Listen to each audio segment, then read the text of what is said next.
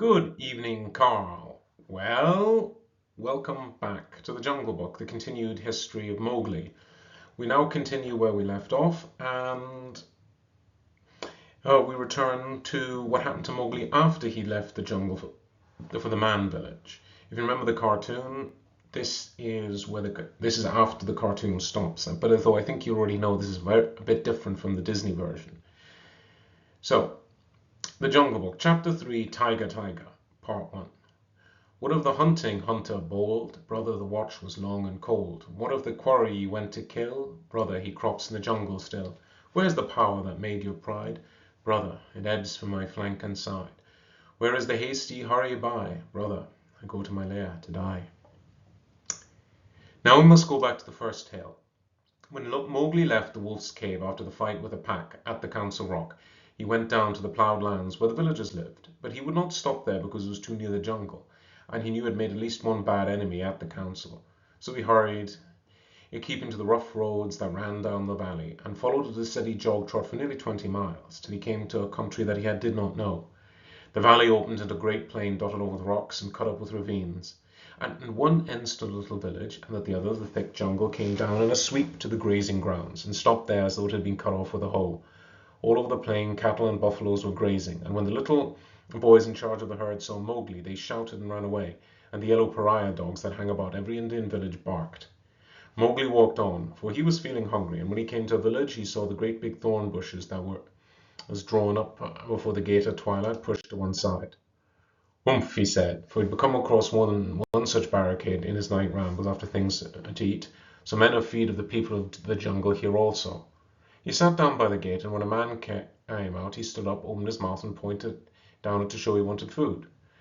The man stared and ran back up the street for the village, shouting for the priest, who was a big fat man dressed in white with a yellow and red mark on his forehead. The priest came to the gate, and with him at least 100 people, who stared and talked and shouted and pointed at Mowgli. They have no manners, these men folk, said Mowgli to himself. Only the grey ape would behave as they do. So he threw back his long hair and frowned at the crowd. What is there to be afraid of? Said the priest. Look at the marks in his arms and legs. Those are the bites of wolves. He's but a wolf child run away from the jungle. Of course, in playing together, the cubs had often nipped Mowgli harder than they intended, and there were white scars all over his arms and legs. But he would have been the last person in the world to call these bites, for he knew what real biting meant. "Ar, ar," said two of 3 women together. "To be bitten by wolves, poor child. He is a handsome boy. He has eyes like red fire. By my honour, Messua, he is not unlike thy boy that was taken by the tiger." "Let me look," said a woman with heavy copper rings on her wrists and ankles, and she peered at Mowgli under the palm of her hand. "Deed he is not. He is thinner, but he is the very look of my boy." Now the priest was a very clever man, and he knew that Messua was wife to the richest villager in the place. So he looked up at the sky for a minute and said solemnly, "What the jungle has taken, the jungle has restored. Take the boy into the house, my sister, and forget not to honour the priest who sees so far into the lives of men." "By the bull that bought me," said Mowgli to himself, "but all this talking is like another looking over by the pack. Well, if I am to be a man I must have become." The crowd parted as the woman beckoned Mowgli to her hut, where there was a red lacquered bedstead, a great earthen grain chest with funny raised patterns on it, and half a dozen copper cooking pots, an image of a Hindu god in a little alcove, and on the wall a real looking-glass such as they sell at the country fairs. She gave him a long drink of milk and some bread, and then she laid her head on his hand and looked into his eyes, for she thought perhaps he might be her real son come back from the jungle where the tiger had taken him. So she said, "O Nathu, O Nathu." Mowgli did not show he knew the name. "Dost thou remember the day when I gave thee new shoes?" She touched his foot, and it was almost as hard as iron. "No," she said sorrowfully. "These feet have never worn shoes, but thou art very like my Nathu, and thou shalt be my son." Mowgli was uneasy, because he had never been under roof before. But as he looked at the thatch, he saw he could tear it out any time if he wanted to get away, and the window had no fastening. "What is the good of a man," he said to himself at last, "if he does not understand man's talk? Now I'm as silly and dumb a man as that would be with us in the jungle. I must speak their talk." It was not for fun that he had learned while he was with the wolves to imitate the challenge of Buck in the jungle and the grunt of the little wild pig. So as soon as Messua pronounced a word, Mowgli would imitate it almost perfectly, and before dark he had learned the names of many things in the hut. There was a difficulty at bedtime, because Mowgli would not sleep under anything that looked so much like a panther trap as that hut, and when they shut the door he went through the window, Give him his will, said Messua's husband. Remember, he can never till now have slept on a bed. If he is indeed sent in the place of our son, he will not run away. So Mowgli stretched himself out on some long, clean grass at the edge of the field, but before long he had closed his eyes. A soft grey nose poked him under the chin. Phew, said Grey Brother, and he was the eldest of Mother Wolf's cubs. This is a poor reward for following thee 20 miles. Thou smellest of wood smoke and cattle, altogether like a man already. Wake, little brother, I bring thee news. Are all well in the jungle? Said Mowgli, hugging him. All except the wolves that were burned with the red flower. Now listen. Shere Khan has gone away to hunt far off till his coat grows again, for he is badly singed. When he returns, he swears that he will lay down bones in the Waingunga. There are but 2 words to that. I also have made a little promise. But news is always good. I am tired tonight, very tired with new things, Grey Brother. But bring me the news always. Thou wilt not forget that thou art a wolf? Men will not make thee forget, said Grey Brother anxiously. Never. I will always remember that I love thee and all in our cave, but I also always remember that I have been cast out of the pack, and that thou mayest be cast out of another pack. Men are only men, little brother, and their talk is like the talk of frogs in the pond. When I come down here again, I will wait for thee in the bamboos at the edge of the grazing ground. Now for 3 months after that night, Mowgli hardly ever left the village gate. He was so busy learning the ways and customs of men. First he had to wear a cloth round him, which annoyed him horribly, and then he had to learn about money, which he did not in the least understand, and about ploughing, of which he did not see the use.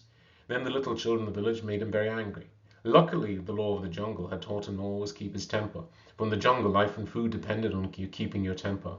But when they made fun of him because he would not play games or fly kites, or because he mispronounced some word, the only knowledge that it was unsportsmanlike to kill little naked cubs kept him from picking them up and breaking them in two. He did not know his own strength in the least. In the jungle he knew he was weak, compared with the beast, but in the village people said he was as strong as a bull. And Mowgli had not the faintest idea of the difference that caste makes between man and man. When the potter's donkey slipped in the clay pit, Mowgli hauled it out by the tail and helped it to stack the pots for their journey to the market at Kanhiwara. This was very shocking too, for the potter is a low caste man, and his donkey is worst. When the priest scolded him, Mowgli threatened to put him on the donkey too, and the priest told Messua's husband that Mowgli had better set to work as soon as possible. And the village headman told Mowgli he'd have to go out with the buffaloes the next day and herd them while they grazed. No one was more pleased than Mowgli, and that night, because he'd been appointed a servant of the village, as it were, he went off into a circle that met every evening on a masonry platform under a great fig tree. It was the village club, and the headman and the watchman and the barber, who know all the gossip of the village, and old Buldeo, the village hunter who had a tower musket, met and smoked. The monkeys sat and talked in the upper branches, and there was a hole under the platform where a cobra lived. And he had his little platter of milk every night because he was sacred, and the old men sat round the tree and talked and pulled at the big hookahs, that is the water pipes, till far into the night. They told wonderful tales of God and men and ghosts, and Buldeo told even more wonderful ones of the way of beasts in the jungle, till the eyes of their children sitting outside the circle bulged out of their heads. Most of the tales were about animals, for the jungle was always there at their door. The deer and the wild pig gravelled up the crops, and now and then again a tiger carried off a man at twilight within sight of the village gates. Mowgli, who knew naturally something about what they were talking of, had to cover his face and not show he was laughing, while Buldeo, the tower musket across his knees, climbed from one wonderful story to another, and Mowgli's shoulders shook. Buldeo was explaining how the tiger had carried away Messua's son, was a ghost tiger, and his body was inhabited by the ghost of a wicked old moneylender who had died some years ago. And I know this is true, he said, because Purun Dasa always limped from the blow that he got in a riot when his account books were burned. The tiger that I speak of, he limps too, for the tracks of his paths are equal. True, true, that must be the truth, said the old greybeards, nodding together. All these tales such cobwebs and moon talk, said Mowgli. That tiger limps because he was born lame, as everyone knows. To talk of the soul of a moneylender and a beast that never had the courage of a jackal is child's talk.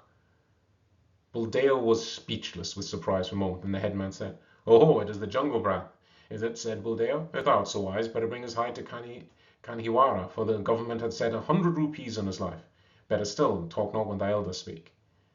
Mowgli rose to go. "All evening I have lain here listening," he called back over his shoulder, "and, except once or twice, Buldeo has not said one word of truth concerning the jungle within his very doors. How, then, shall I believe the tales of ghosts and gods and goblins which he says he has seen?" "It's full time that boy went to herding," said the headman, while Buldeo puffed and snorted at Mowgli's impertinence. The custom of most Indian villages is for a few boys to take the cattle and buffaloes out to graze early in the morning and to bring them back at night. The very cattle that would trample a white man to death allow themselves to be banged and bullied and shouted at by children that hardly come up to their noses. So long as the boys keep with the herds, they are safe, for not even the tiger will charge a mob of cattle. But if they straggle to pick flowers or hunt lizards, sometimes they are carried off. Mowgli went through the village in the street at dawn, sitting on the back of Rama, the great herd bull. The slaty blue buffaloes with their long, backward sweeping horns and savage eyes rose out of their byres one by one and followed him, and Mowgli made it very clear to the children with him that he was the master. He beat the buffaloes with a long polished bamboo and told Kamya, one of the boys, to graze the cattle by themselves while he went with the buffaloes, and to be very careful not to stray from the herd. An Indian grazing ground, Carl, is all rocks and scrub and tussocks and little ravines, among which the herds scatter and disappear. The buffaloes generally keep to the pools and muddy places where they lie wallowing or basking in the warm mud for hours.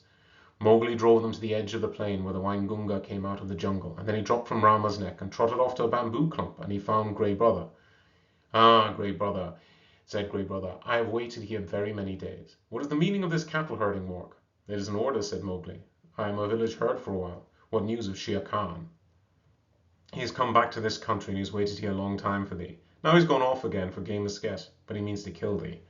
"Very good," said Mowgli. "So long as he is away, do thou or one of the four brothers sit on that rock, so that I can see thee as I come out of the village. When he comes back, wait for me in the ravine by the dak tree in the centre of the plain. We need not walk into Shere Khan's mouth." Then Mowgli picked out a shady place, and he lay down and slept while the buffaloes grazed around him. Herding in India is one of the laziest things in the world. The cattle move and crunch and lie down and move on again, and they do not even low. They only grunt, and the buffaloes are very seldom say anything, but get down in the muddy pools one after the other and work their way into the mud until only their noses and staring china blue eyes show above the surface, and then they lie like logs. The sun makes the rock dance in the heat, and the herd children hear one kite, never any more, whistling almost out of sight overhead, and they know that if they died or a cow died, the kite would sweep down, and the next kite miles away would see him drop and follow, and the next and next, and almost before they were dead there'd be a score of hungry kites come out of nowhere. Then they sleep and wake and sleep again, and weave little baskets of dry grass and put grasshoppers in it, or catch two prowling mantises and make them fight, or string a necklace of red and black jungle nuts, or watch a lizard basking on a rock, or see a frog near the wallows. They sing long, long songs with odd native quavers at the end of them, and the days seem longer than most people's whole lives. And perhaps they make a mud castle with mud figures of men and horses and buffaloes, and put reeds in the men's hand, and pretend that they are kings and the figures their armies, or that they are gods to be worshipped. And then evening comes, and the children call, and the buffaloes lumber up out of the sticky mud with noises like gunshots going off one after the other, and they all string across the great plain back to the twinkling village lights. Well, it's a wonderful picture of 19th century rural India, Carl, and I imagine there's a lot of India there at the moment. We will find out more what happens to Mowgli and his confrontation with Shere Khan in the rest of this chapter. So, until next time, Carl, I love you to pieces as always.